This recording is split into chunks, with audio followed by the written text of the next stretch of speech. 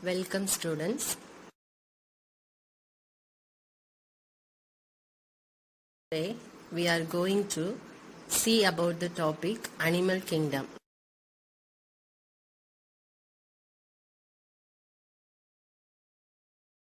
Introduction. The variety of living organisms surrounding us is incomprehensible. Nearly 1.5 million species of organisms which have been described are different from one another. Every organism exhibits variation in their external appearance, internal structure and behavior, mode of living, etc. The diversity among the living organisms can be studied in an effective way by arranging each kind of animals in an orderly and systematic manner.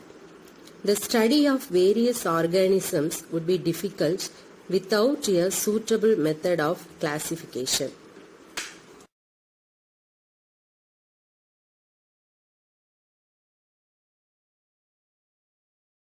Next one, classifications of living organisms.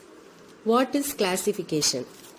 The method of arranging organisms into groups on the basis of similarities and differences is called classification. The first systematic approach to the classification of living organisms was made by a Swedish botanist, Carolus Linnaeus.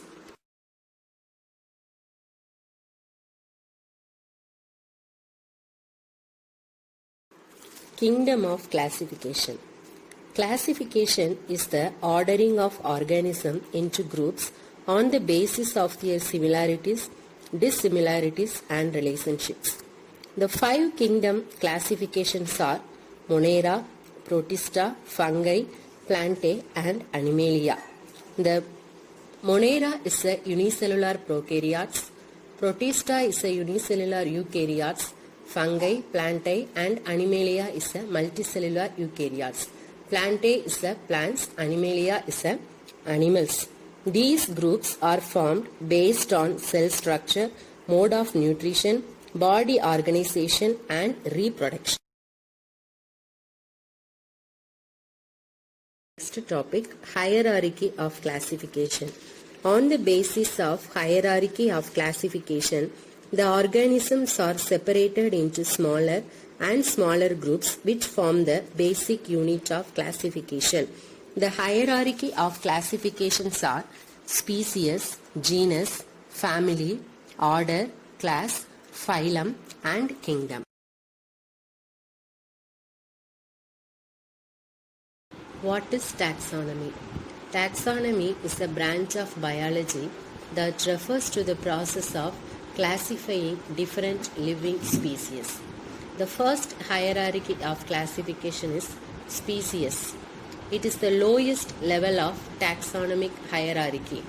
It refers to the group of organisms that are similar in shape, form and reproductive features. The next hierarchy is genus. A group of similar species forms a genus. For example, the Indian wolf and the Indian jackal are placed in the same genus Canis. Next hierarchy is family. A group of genera with several common characters forms a family. For example, leopard, tiger and cat share some common characteristic and belong to the larger cat family.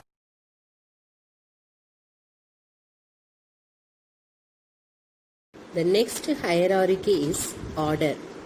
A number of related families having common characters are placed in an order. For example, monkeys, apes, baboons and man. Although belong to different families, are placed in the same order primates.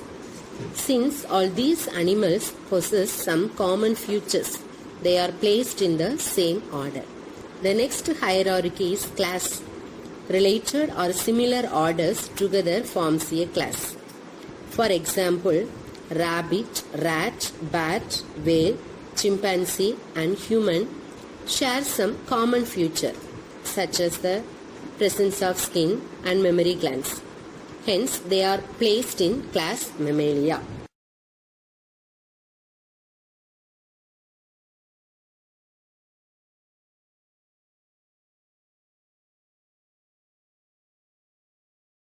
Now, let's see about the next hierarchy of classification is phylum.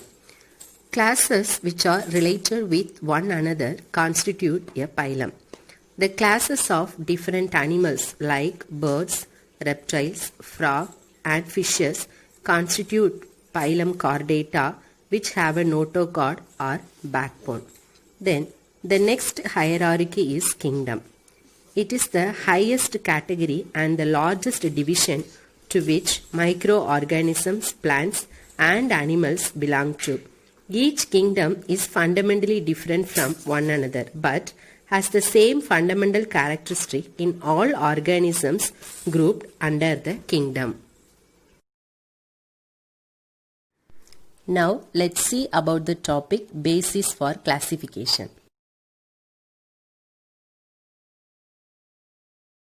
We can divide the animal kingdom based on the level of organization, body symmetry, germ layers and nature of coelom. Level of organization. The level of organization of cells varies from one animal to another. Animals are grouped as unicellular or multicellular based on cell, tissue, organ and organ system is called level of organization. Next one, symmetry. Animal characterization based on body symmetry. It is a plane of arrangement of body parts. Radial symmetry and bilateral symmetry are the two types of symmetry. Now let's see about the types of symmetry.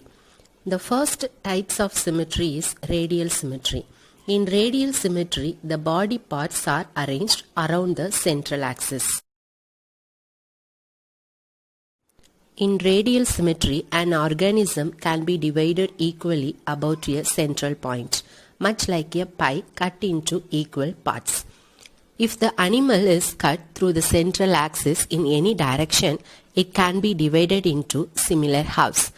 Hydra, jellyfish and starfish are some examples of radial symmetry. Next symmetry is bilateral symmetry. In bilateral symmetry, the body parts are arranged along a central axis. Organisms with bilateral symmetry contain a single plane of symmetry which divides the organism into two roughly mirror image, left and right halves. Frog, snail, insect, sea urchin are some examples of bilateral symmetry. The next basis for classification is germ layers. Germ layers are formed during the development of an embryo. These layers give rise to different organs as the embryo becomes an adult. What is diploplastic animals? Organisms with two germ layers, the ectoderm and the endoderm, are called diploplastic animals. For example, Hydra. What is triploplastic animals? Organisms with three germ layers, ectoderm, mesoderm and endoderm, are called triploplastic animals. For example, rabbit. Next basis for classification is coelom. During the development of the embryo, coelom formation begins in the gastrulation stage. It is a fluid-filled body cavity. Based on the nature of the coelom, animals are divided into three groups. One, acoelomate. The second one, pseudocoelomate. Then third one is eucoelomate. The first one, acoelomate. Acoelomates do not have a body cavity or coelom. For example, tapeworm. The next one, pseudocoelomate. Pseudocoelomates have a false body cavity. For example, roundworm. The next one, eucoelomate. Coelomates or eucoelomates have a true coelom or body cavity. For example, earthworm, and frog. For this is for the basis for classification. Now let's see about the topic notochord. Animal kingdom is further divided into two groups based on the presence or absence of notochord, invertebrata and vertebrata. What is invertebrata? Animals which do not possess notochord are called as invertebrates or non-chordates. For examples of invertebrates are flatworm, earthworm, roundworm, hydra, jellyfish are some examples of invertebrates. What is vertebrata? Animals which possess notochord or backbone are called as vertebrates or chordates. Thank you, students.